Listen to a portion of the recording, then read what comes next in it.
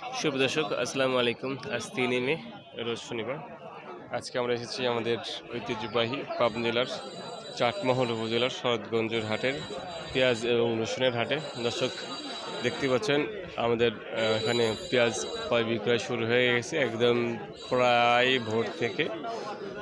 দর্শক আমি এখানে ভিডিওটি শুরুর পূর্বে এখানে অনেকক্ষণ যাবৎ আমি দেখেছি ক্রয় বিক্রয় করতে এবং শুনেছি ব্যবসায়ী এবং গৃহস্থ ভাইদের কথোপকথন।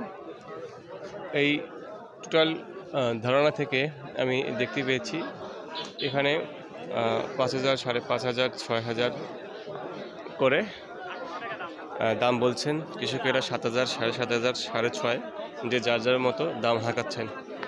তো সর্বোপরি যেটা খুব ভালো কোয়ালিটির রসুন আমি দেখতে পেয়েছি, সেই রসুনটি এখানে বিক্রি হয়েছে খুব ভালো কোয়ালিটি। সর্বোচ্চ বাজার আমি যেটা দেখতে পেয়েছি সেটা হচ্ছে ৬,৫০০ করে আমি এখানে ক্রয় বিক্রয় করতে দেখেছি। দর্শক আপনারা কিন্তু জেনে থাকবেন এটা সর্বোচ্চ ভালো রসুন যেটা, সেটা ৬,৫০০ করে আমি দেখেছি। এবং তারপরে যেগুলি একটু ছোটো কোয়ালিটির এবং একটু নিম্নমানের সেগুলোর দাম কিছুটা কম ছিল, মানে ৫,০০০, ৫,৫০০, আরও কিছু দেখেছি যেগুলো ৪,৫০০ করেও আমি এখানে বিক্রি হতে দেখেছি।